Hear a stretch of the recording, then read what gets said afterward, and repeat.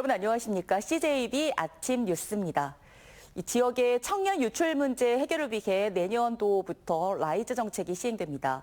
대학 지원의 권한을 지자체로 옮겨 지역의 핵심 사업과 과업 그리고 교육을 육성하고 일자리도 창출하기 위한 것인데요. 본격적인 시행에 앞서 우수 사례를 찾고 해결 방안을 찾는 포럼이 열렸습니다. 김세희 기자입니다. 지난해 충북의 청년 인구는 29만 3천여 명으로 10년 사이 3만 명 넘게 줄었습니다. 청년층의 이탈이 가장 큰 요인으로 충북 전출 인구의 40%는 19세에서 34세 청년층이 차지하고 있습니다. 대학 교육과 지역의 양질의 일자리 부조화가 청년 인구 유출이라는 악순환으로 이어지고 있는 건데 이를 극복하기 위한 방안 중 하나로 제시된 게 라이즈 정책입니다. 대학 지원의 권한을 지자체로 옮겨 지역 발전과 연계된 전략적 지원을 통해 지역과 대학이 상생할 수 있도록 하기 위한 것으로 내년도 시행을 앞두고 있습니다. 본격적인 시행에 앞서 충청북도가 대학과 기업, 지자체가 함께 동반 성장 방향을 모색하기 위한 포럼을 개최했습니다. 지자체와 대학과 기업에 계시는 전문가들이 모여서 내년에 충북 지역 발전을 위해서 우리가 어떻게 준비를 해야 될지 많은 정보를 공유하는 시간이 되겠습니다. 충북도는 지난해부터 라이즈 정책의 시범사업 지역으로 선정되기도 한 가운데 성과도 있었습니다. 한 예로 지속적인 패널 연구 개발이 지역의 산업 발전과 일자리 창출 역할로 이어졌고 충북도는 이 같은 산학연관 네트워크를 통해 협력과 융합의 가치를 고양시킨 기업과 개인에 대해 시상도 진행했습니다. 지속적인 연구 개발을 통해서 앞으로 금속재 외벽 패널에 대해서 선두주자가 될 수 있도록 끊임없이 노력하겠습니다. 한편 이번 포럼에서도 지역의 핵심 산업과 교육, 일자리를 연계하는 구체적 방안이 가장 큰 과제로 제시됐습니다. 특히 초청연사로 나선 교육부 소속 라이즈위원회 위원장은 이를 위한 대학과 지자체 협력체계 구축이 선행돼야 한다고 강조했습니다. 충북의 지역 혁신을 위한 어젠다라든지 아이템이라든지 그다음에 프로젝트를 충청북도에서 주도적으로 제안하고 대학과 함께 협의를 해서 과제를 도출하고 위기에 놓인 지자체와 지역 대학의 동반 성장을 위해 등장한 라이즈 정책. 성공적인 정책 시행을 위해서는 체계 구축을 위한 심도 있는 토론과 사례 발굴이 계속돼야 할 것으로 보입니다. CJB 김세희입니다. 자치단체마다 가을 수확철을 앞두고 농촌 일손 구하기에 공을 들이고 있는데요.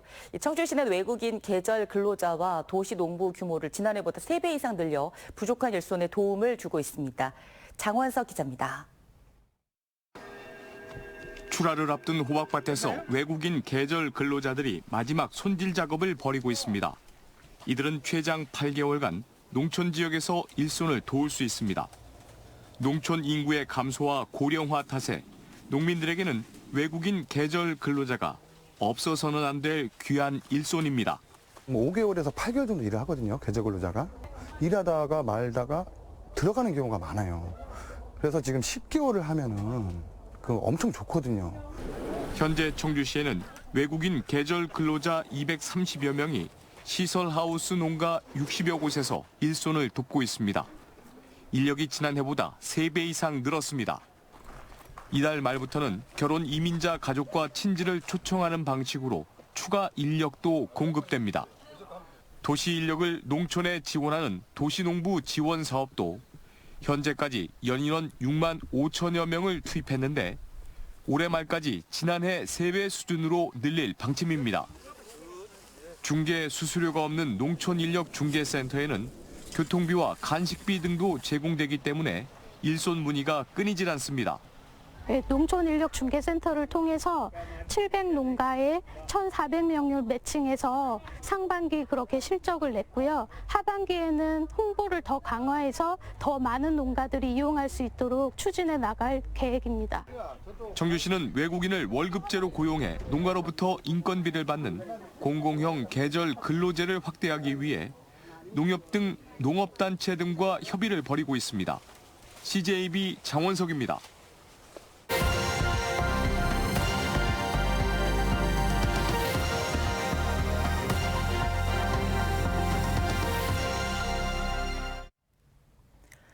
이 강원도 태백 지역 광부들이 거리로 나왔습니다. 시대의 흐름에 따라 저물었지만 한국 근대사를 이끌었던 이 석탄 산업을 기억해달라고 외친 건데요.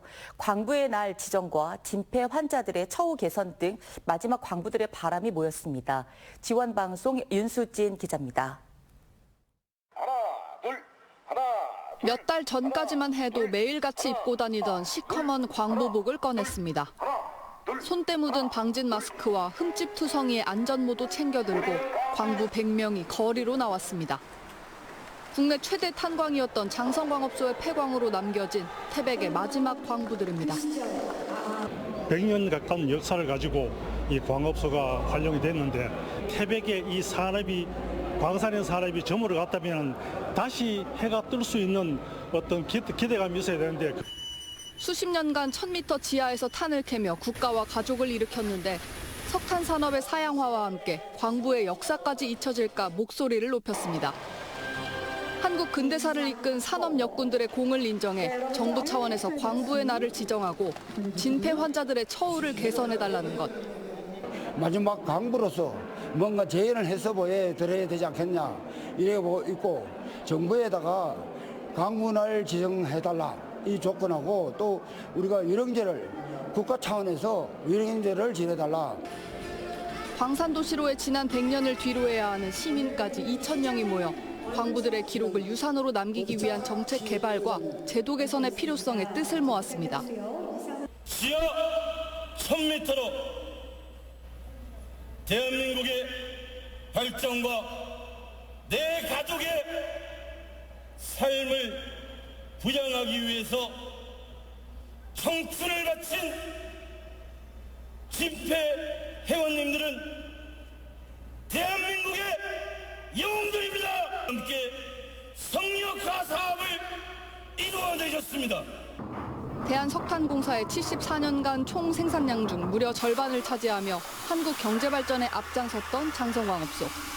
태백시는 정부와 국회에 지속적으로 광부들의 처우 개선을 요구하겠다고 밝혔습니다.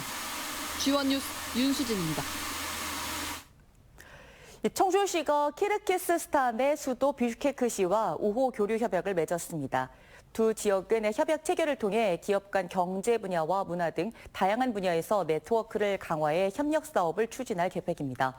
비슈케크 지역은 키르기스탄의 경제, 물류 산업의 중심지로서 최근 한국과 직항 항공 노선 개설을 계획해 다양한 교류가 기대되는 도시입니다.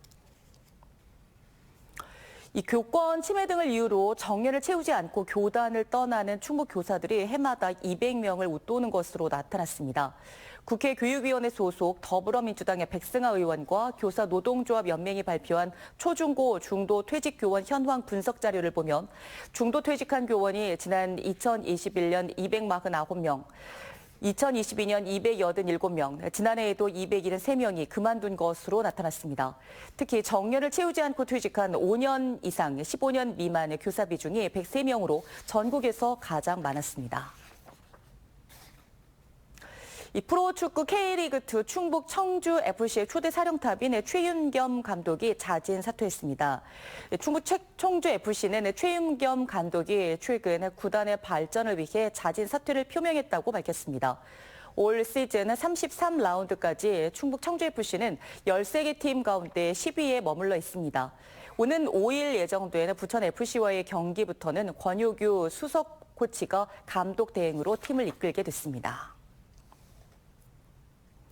이 보은군은 구제역 예방을 위해 어제부터 소염소 사육 농가를 대상으로 구제역 백신 접종을 실시했습니다.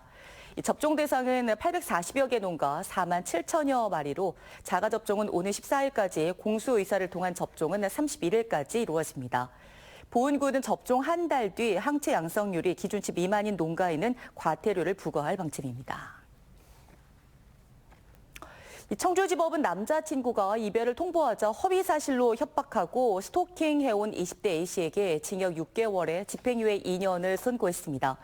A씨는 2022년 6월 교제하던 남자친구가 이별을 통보하자 아이를 유산했다고 거짓말을 하며 60차례에 걸쳐 전화와 문자 메시지 등으로 괴롭히고 성관계 영상을 동의 없이 촬영했다는 허위 민원을 군부대에 넣겠다고 협박한 혐의로 재판에 넘겨졌습니다.